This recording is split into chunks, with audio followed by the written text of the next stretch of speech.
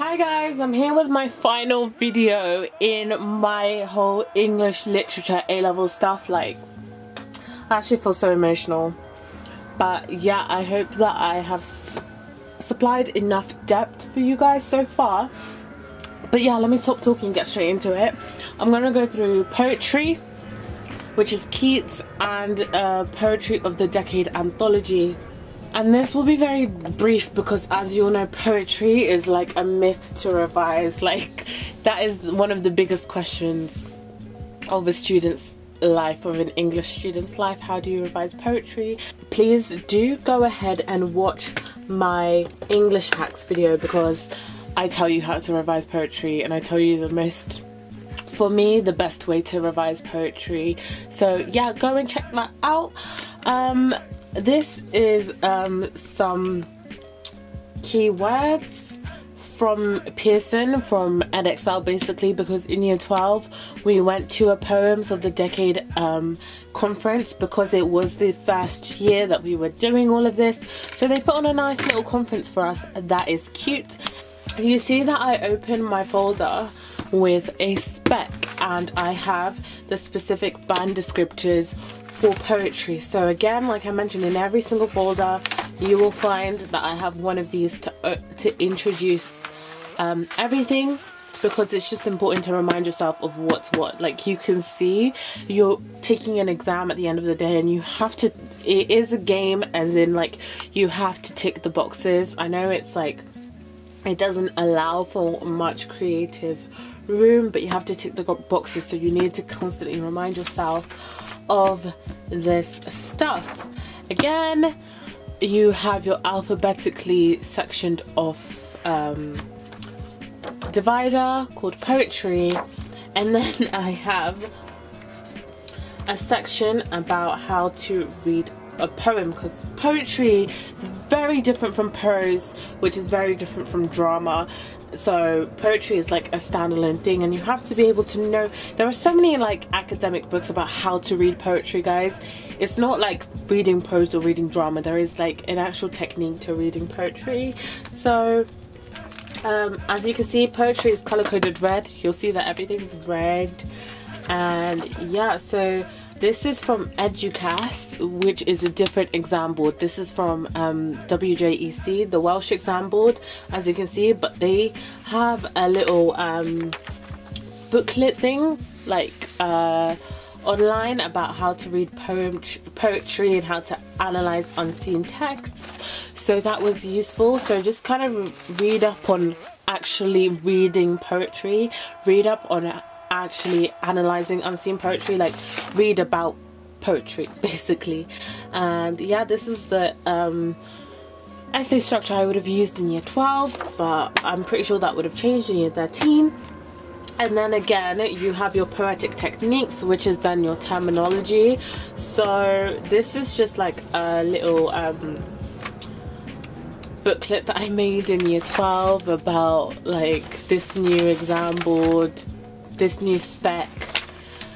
Oh dear. Well, so I made a little booklet about that from scratch, and I put little piercings in the corners. Anyway,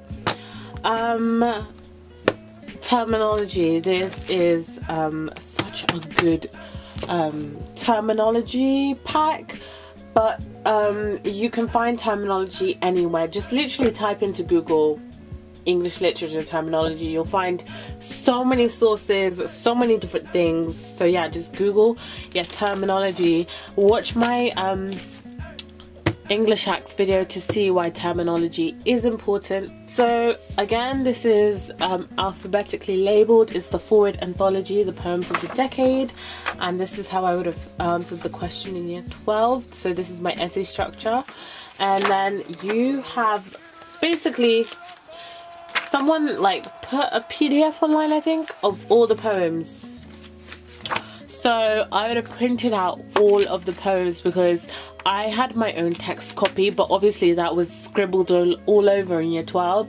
So for year 13, because you're revising poetry, you kind of have to like just keep going over it and keep going over it and keep analysing it until you can just do it naturally. And so I would have printed out all the poems, and you can only see some in here because I would have separated between the ones we've already done for mocks, the ones that were already done in exemplars, and yeah, the ones that I thought wouldn't come up. So I would have like got rid of those, and those would be in my actual poetry revision, like that big A3 folder. Those would be in that, but you can see I have every single poem, and I didn't revise these because they'd already come up. But basically what I do is just like annotate them in my spare time just to check that I know what I'm doing. There's a fantastic YouTube channel where someone goes over the poems, and yeah, I'll link that down below because he is so good. But remember, poetry is about your own analysis, so you don't have to stick to every single thing someone else says. I created poetry table. I will show you this in a bit, but I intended to summarize all the poems, but you can see that didn't happen because of time constraints. And then again, we have your John Keats subsection, how I would have answered the question. And again, like King Lear, Keats is something that we only picked up in year 13, so we wouldn't have done him in year 12. So it was important to just kind of like thoroughly go through how I would answer a Keats question. This was newly introduced. We had AO3, which we were being marked on, which is context, so I had to do the Keats context. And again, where did I go for that?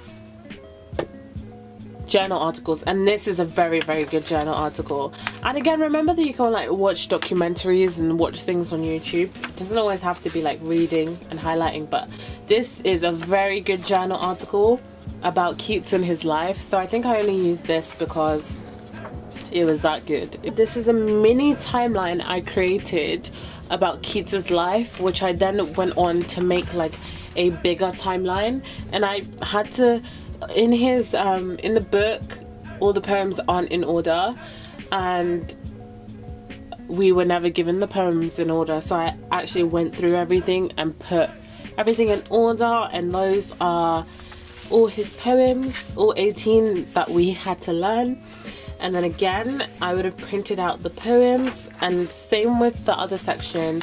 I would have taken out the ones that were likely to come out and left in here the ones that we'd likely have already done. Would have scribbled all over my book, like I said, so it is useful for me to be able to like print out blank versions of the poems so I can just thoroughly go over them in my own time. You can see that like attached to the poems, I'd write a little summary about them. But you can see this clearer in the ones that like I did for my actual revision. Not so much these ones. And again, more poems. And then again, I had a poetry table. It's, I think, a really good revision technique for poetry is to create a poetry table. I learned that from Miss Jaffrey. Shout out Miss Jaffrey, because we did that in year 10 and 11 and it was the best thing that we could have done. So here is my poetry table for Keats. You can see that I have the poem, the poet's purpose, the themes, the tone of voice, the context, and then language, form, structure, and effectiveness. So that's basically the body of your essays, the P, E, whatever, explain everything. So I would have gone through every single poem, as you can see, and filled that out. I also did that with some of the poems of the decade poems.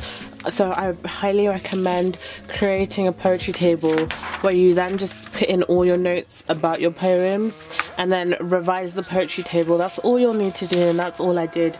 I went over, you can see the poems I actually went over in preparation for my exam. So the ones that are highlighted, so I just, this bit messy, but I went over them in preparation for my exam, and yeah, you can just see everything here. Structure is in red, language is in purple, and then form would have been in blue, I think, but I don't think I wrote a lot about form for these poems anyway. But yeah, form, language, structure were each color coded, and yeah, that's my poetry table. And I recommend you create a poetry table too, and then literally for your exams just revise from this, because then you'll have literally everything in one place. I intended to summarize the poems, but did that happen? No. And then again, your other section, which is where I just put scrap notes and scrap things and like additional poems. So yes, again, I hope that helped you to get yourself organized and helped you to just think about your poetry, and I just wish you the best of luck. I think that you will all be fine if you just really discipline yourselves and also take time and be patient with yourselves. But yeah, thank you so much for watching all of these English related videos. I know it's been like long, but hopefully they've all helped you in some way, shape or form. So yeah, I'll see you later. Bye.